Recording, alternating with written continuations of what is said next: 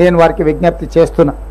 అదేవిధంగా మా వరకు ఫిబ్రవరి 6 తారీఖు నాడు మేము మొదలుపెట్టిన యాత్ర విజయవంతమై ఈరోజు అధికారికంగా ప్రభుత్వంలోకి వచ్చి అధికారిక లాంఛనాలతో ఈరోజు ఈ జాతరను మేము నిర్వహించినాం. భవిష్యత్తులో ఇంకా సమయం ఉంటుంది కాబట్టి ఈ ప్రాంతంలో భక్తులకు అన్ని రకాల వసతులు సౌకర్యాలు ఎవరికి ఎలాంటి ఇబ్బందులు జరగకుండా అత్యంత పేదలు నిరుపేదలకు ఈరోజు గుళ్ళల్లో వెళ్తే శ్రీమంతులు ఆగర్భ శ్రీమంతులు వజ్రాలు వైదూర్యాలు బంగారము ఇచ్చే సాంప్రదాయం ఉంది, లేకపోతే వాళ్ళ శక్తి మేరకు ఇచ్చే. కానీ పేదవాడు బాధపడుతుంటే సమ్మక్క సారలమ్మ ప్రత్యక్షమై శ్రీమంతులు బంగారం ఇస్తుంటే మేమేమి ఇయ్యలేకపోతున్నామని బాధపడుతున్న సందర్భంగా నీ ఇంట్లో ఉన్న ఒక బెల్లం ముక్క ఇచ్చినా అదే మాకు బంగారము అని వారి కళ్ళలో ఆ భక్తుడికి చెప్పడం వల్ల ఈడ మనము బెల్లంతోనే ముడుపు చెల్లించుకునే సాంప్రదాయానికి తెరలేసింది. మా కొండా సురేఖ గారు ఒకవేళ భక్తులు ప్రత్యక్షంగా ఇక్కడికి రాకపోయినా ఆన్లైన్లో కూడా ఆ విధమైన వెసులుబాటు కల్పించే విధంగా మా ఎండోమెంట్స్ డిపార్ట్మెంట్ కూడా ఏర్పాట్లు చేసింది. సీతక్క అయితే స్వయంగానే ఇక్కడ ఉండి అహర్నిశలు ఇక్కడనే భక్తుల యొక్క ప్రతి అవసరాన్ని దృష్టిలో పెట్టుకొని ఇక్కడనే వారు ఉండి ఏర్పాట్లు చేయడం జరిగింది. ఇదంతా కూడా మాకు వచ్చిన గొప్ప అవకాశం. ఈ అవకాశాన్ని ప్రజలకు ఉపయోగించాలనేది మా ఆలోచన. అదేవిధంగా ఎన్నికల్లో ఇచ్చిన 6 గ్యారెంటీలలో మరో 2 గ్యారెంటీలను 27 తారీఖు నాడు సాయంత్రము ప్రారంభించబోతున్నాము.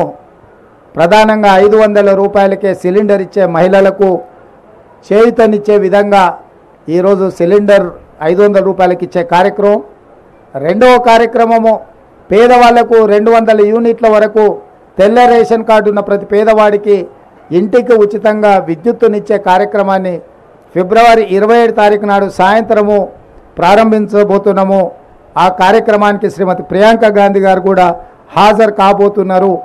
రాష్ట్రంలో ఉన్న చిక్కుముడులను అన్ని విప్పుకుంటూ ఒక్కొక్కటి పరిష్కరించుకుంటూ ప్రజలకిచ్చిన హామీలను అమలు చేసుకుంటూ దాదాపుగా ఈరోజు ఉచిత బస్సు రవాణా సౌకర్యం కావచ్చు, లేకపోతే రాజీవ్ ఆరోగ్యశ్రీ ద్వారా 10 లక్షల రూపాయలు పేదలకు వైద్యానికి అందించడం కావచ్చు, ఇప్పుడు ప్రారంభించబోయే 500 రూపాయలకే సిలిండర్ కావచ్చు, అదేవిధంగా 200 యూనిట్ల వరకు ఇంటికి ఉచిత కరెంటు కావచ్చు.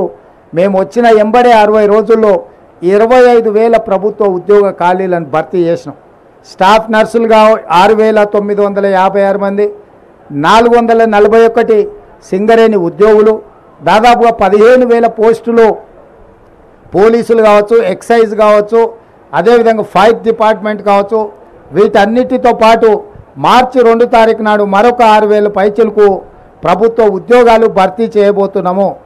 మేము ఏదైతే 2 లక్షల ఖాళీలను భర్తీ చేస్తామని చెప్పినామో ఇలా గర్వంగా 25,000 ఉద్యోగాలు మేము భర్తీ చేసినామని ప్రజలకు కనిపించే విధంగా, కుళ్ళుకుంటున్న వాళ్ళకి వినిపించే విధంగా ఎల్బీ స్టేడియంలోనే వేలాది మంది సమక్షంలో నియామక భర్తీల పత్రాలు వాళ్ళ చేతికి అందజేసినాం.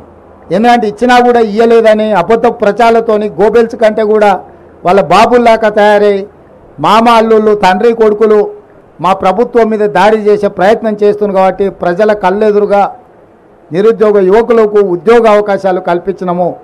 శ్రీధర్ బాబు గారి నేతృత్వంలో ఐటీఐలను ఈరోజు స్కిల్ యూనివర్సిటీస్గా మార్చి 65 ఐటీలను 2,000 కోట్లతోని నైపుణ్యాన్ని అభివృద్ధి చేయాలని ఈరోజు తెలంగాణ రాష్ట్రంలోనే 10 స్కిల్ యూనివర్సిటీలను ప్రారంభించి గ్రామీణ ప్రాంతాలలో ఉండే చదువుకున్న నిరుద్యోగ యువకులకు నైపుణ్యాన్ని నేర్పించి ఆర్థికంగా బలపడే విధంగా ఉద్యోగ ఉపాధి అవకాశాలు కల్పించే విధంగా ఈరోజు మా రాష్ట్ర ప్రభుత్వం ప్రణాళికలు చేపడుతుంది. సాగునీటి ప్రాజెక్టుల్లో జరిగిన అక్రమాలు, దోపిడీ, నిర్లక్ష్యము కళ్ళగట్టినట్టుగా మొన్ననే మీరు చూసారు. మేడిగడ్డ కావచ్చు, అన్నారం కావచ్చు, సుందిల కావచ్చు, మొత్తం కాళేశ్వరం ప్రాజెక్టే మేడిపండులాగా తయారైందని మీ కళ్ళ ముందలో చూపించినాం. కృష్ణానది జలాల దోపిడీ కళ్ళు మూసుకొని కేసీఆర్ ఫామ్ హౌస్లో ఉండడం వల్ల ఆంధ్రప్రదేశ్కు సంబంధించిన ముఖ్యమంత్రి గారు ఆ రాష్ట్రము అధికారికంగానే అన్ని తరలించకపోతుంటే ఆనాడు నిర్లక్ష్యం వహించారు. ఆ విషయంలో కూడా ఉత్తమ్ కుమార్ రెడ్డి గారు శాసనసభలో అన్ని వివరాలను బయటపెట్టారు.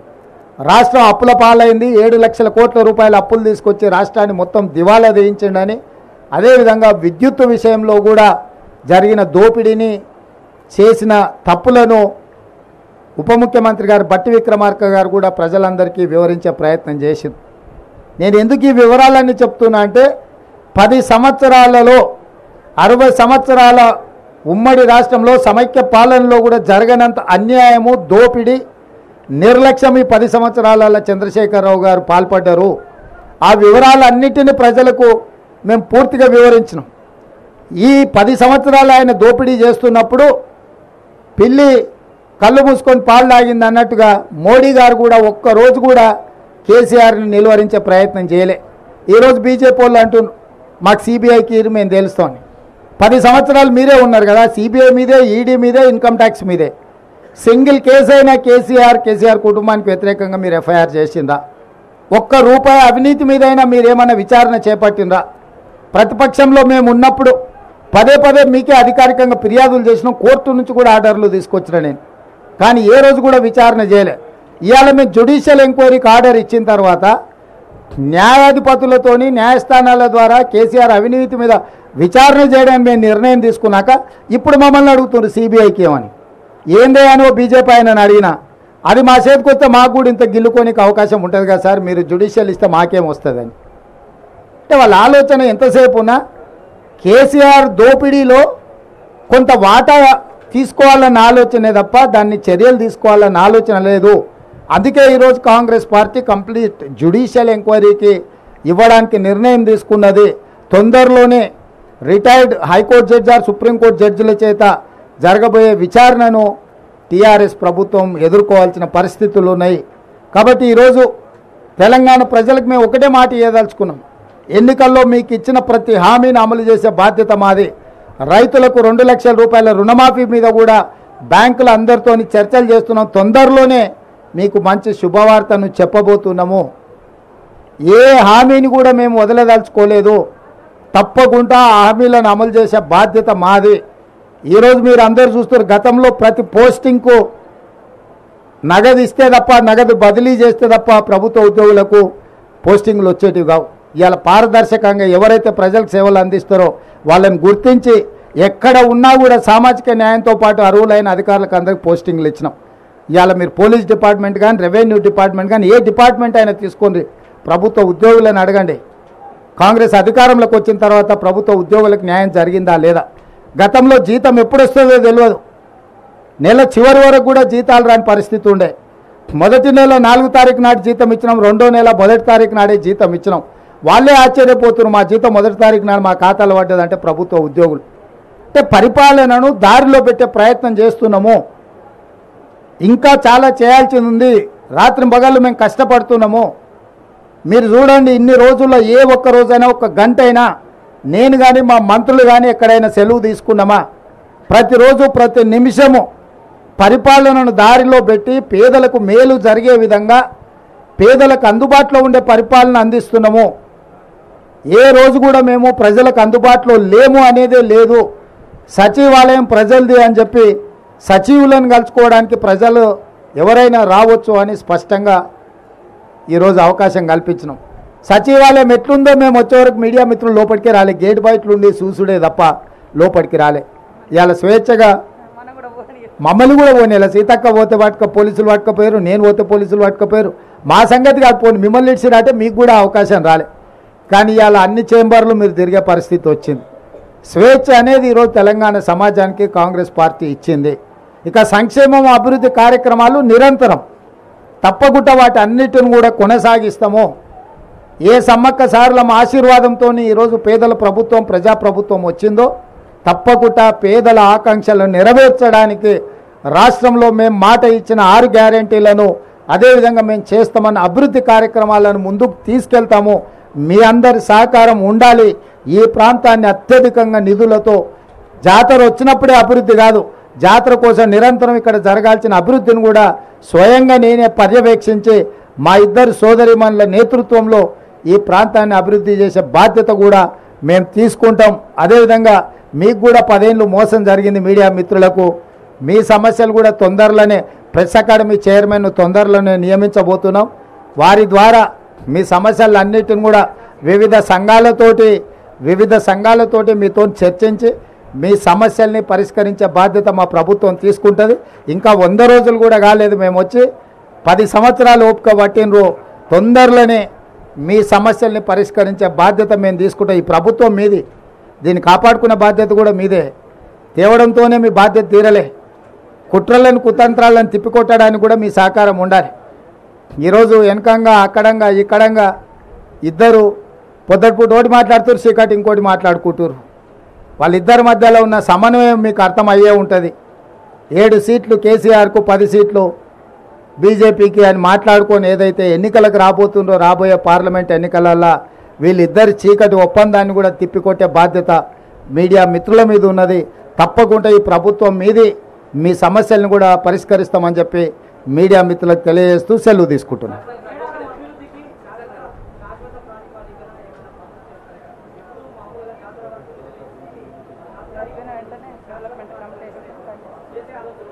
తప్పకుండా జాతర అయిపోయిన తర్వాత డెవలప్మెంట్ కోసం మంత్రులతో ఒక కమిటీ వేసి శాశ్వతంగా ఇక్కడ ఏమేమి వసతులు కల్పించాలి, ప్రభుత్వం ఏం నిర్ణయాలు తీసుకోవాలో వాటన్నిటినీ ఆ కమిటీ సూచనల మేరకు ప్రభుత్వం నిధులు కేటాయించి అభివృద్ధి చేయడం జరుగుతుంది.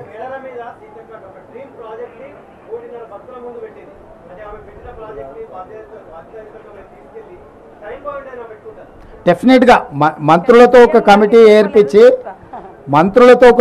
ఏర్పాటు చేసి సీతక్క ఆలోచనలు, భక్తుల ఆలోచనలు, ఇంకా నిపుణుల ఆలోచనలను కూడా పరిగణలోకి తీసుకొని గిరిజన సంఘాలు, ఆదివాసీ సంఘాలు కూడా ఉన్నాయి. వాళ్ళకు కొన్ని ఇక్కడ ఏది పడితే అది అభివృద్ధి చేయడానికి వాళ్ళ సాంప్రదాయం ప్రకారమే మనం ఇక్కడ అభివృద్ధి కార్యక్రమాలు చేపట్టాలి. వాళ్ళ సాంప్రదాయానికి భంగం కలిగే విధంగా మనం అభివృద్ధి చేయడానికి వీల్లేదు.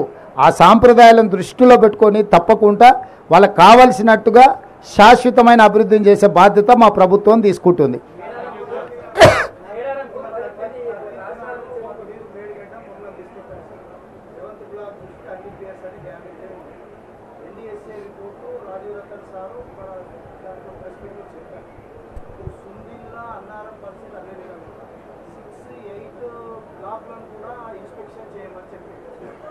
కాళేశ్వరం కథమైనట్లే ఒక భావన నాకు కలుగుతుందని, అది రివైవ్ అవుతుందా కాదా అన్నది ఒక ప్రజల్లో కూడా ఒక ఆందోళన ఉన్నది. ఈ నేపథ్యంలో తెలంగాణ ప్రభుత్వం అంటే మన ప్రభుత్వం గోదావరి మీద ప్రత్యామ్నాయంగా ఏదైనా ప్రాజెక్టు గురించి ఆలోచిస్తున్నారు అంటే ఒకటి ఇక్కడ మీరు అర్థం చేసుకోవాల్సింది, మనం చూసి ఒక అంచనాకు వచ్చినాం, కానీ నిపుణుల నివేదిక లేకుండా మనము నిర్ణయాలు తీసుకోలేము. అందుకే స్పష్టంగా రాష్ట్ర ప్రభుత్వము నేషనల్ డ్యామ్ సేఫ్టీ అథారిటీకి మేము లెటర్ రాసినాం. అన్ని డ్యామ్లను మీరు పరిశీలించి నివేదిక ఇవ్వండి. ఇవి రిపేర్ చేయొచ్చా, రిస్టోర్ చేయొచ్చా, లేకపోతే శాశ్వతంగా వాటిని తీసేసి కొత్తవి కట్టాలనా, కొత్తవి కట్టాలంటే ఏ సాంకేతిక నిపుణులతో కట్టాలి, వీటన్నిటి మీద కూడా నివేదికలు కోరినాము. నిన్న మన మీరు అసెంబ్లీలో టీఆర్ఎస్ వాళ్ళ మాటలు చూశారు. మేడిగడ్డలు నీళ్లు నింపి అన్నారంకి ఎత్తిపోయారని. అసలు హరీష్ రావు దూలం లెక్క పెరిగింది, కానీ దూడకున్న బుద్ధి కూడా లేదు. ఇప్పుడు అన్నారం బొక్కవాడు అన్నారం నుంచి నీళ్ళు వచ్చి ఇది కొట్టుకపోతుంది మేడిగడ్డ, మళ్ళా మేడిగడ్డ నుంచి అయితే అన్నారంలో పోయింది అంటుండు. అన్నారంలో ఉన్న నీళ్ళే దానికి మొత్తం లీకేజీలు వచ్చి అది కూలిపోయేటట్టుందని దాంట్లో ఉన్న నీళ్ళు కిందికి వదిలాం. వాళ్ళు మన అసెంబ్లీలో చేసిన వాదన మొత్తం చూడండి. నేను అందుకే చెప్తున్నా, దూలం లెక్క పెరిగితే సరిపోదు, దూడకున్న బుద్ధి అని ఉండాలి అని హరీష్ రావుకి చెప్పదలుచుకున్నా. ఈ మేడిగడ్డ కూలింది అని మేడిగడ్డలు నీళ్లు తీసేసినాం. ఇప్పుడు అన్నారం కూలేటట్టు ఉందని అన్నారంలో ఉన్న నీళ్ళు తొలగిస్తే మళ్ళీ మేడిగడ్డ లాపంటే ఎత్తి అన్నారంలో పోయాలంట. అసలు ఏమన్నా మెదడు ఉండే ఆలోచన? అందుకే వాళ్ళు ఏందనంటే చేసిన తప్పులను కప్పిపుచ్చుకోవడానికి ఎదురుదాడే ఒక మంచి విధానం అన్నట్టుగా వాళ్ళు ఒక ఆలోచన చేస్తున్నారు. కాబట్టి ఇప్పుడు స్పష్టంగా నిపుణుల నివేదికలు వచ్చిన తర్వాత మీరు చెప్తున్న ప్రతి అంశాన్ని పరిగణలోకి తీసుకుంటాం. ఏదేమైనా మహారాష్ట్ర ప్రభుత్వాన్ని ఒప్పించి తుమ్మిడిహెట్టి దగ్గర పాత ఒరిజినల్గా ఏదైతే డిజైన్ చేసినామో ఆ రోజు అక్కడ అది నిర్మించడం ద్వారా గ్రావిటీ ద్వారా ఎన్ని ఎకరాలకు నీళ్ళు ఇవ్వగలుగుతాం, వాటిని కూడా మా సాగునీటి నిపుణులు ఈరోజు అంచనాలు వేస్తున్నారు. తప్పకుండా వాటి అన్నిటిని దృష్టిలో పెట్టుకొని చేస్తాము. గోదావరి జలాలను పూర్తి స్థాయిలో ఉత్తర తెలంగాణకే కాదు, అవసరమైతే దక్షిణ తెలంగాణ ప్రాంతానికి కూడా నీళ్ళను వినియోగించుకోవడానికి కార్యాచరణ చేపడతాము. మేము హడావిడి చేయము, అపరం మేధావులం అని మేము చెప్పుకోము. 80,000 పుస్తకాలు చదివినామని అసలే చెప్పం. ఎందుకంటే ఎవరు చేయాల్సిన పని వాళ్ళే చేయాలి. మీకు తెలుసు కదా, దోపిక గదా నా గరక నా ఘాట్క అని. గాడిద చేయాల్సిన పని గాడిద చేయాలి, కుక్క చేయాల్సిన పని కుక్క చేయాలి. కుక్క పని గాడిద చేసింది అనుకోండి నడ్డి ఉడుగుతుంది. పరిపాలన చేయాల్సింది మనం. నిపుణులు ఇచ్చిన నివేదికల ప్రకారం మనం పరిపాలన చేయాలి. మనమే నిపుణులు అనుకొని అప్రమేధాలం అనుకొని చేస్తే మేడిగడ్డలాగా అవుతుంది కథ. కాబట్టి కొంత ఆలస్యమైన దాన్ని పక్కడబందీగా చేయాలనేది మా ఆలోచన. తప్పకుండా ఆ ప్రాంతం నుంచి వచ్చిన మంత్రివర్యులు శ్రీధర్ బాబు గారు ఉన్నారు. పూర్తిగా దాని మీద నిరంతరం పర్యవేక్షిస్తున్నాం. దాన్ని తప్పకుండా మంచి జరిగేటట్లనే నిర్ణయం ఉంటుంది.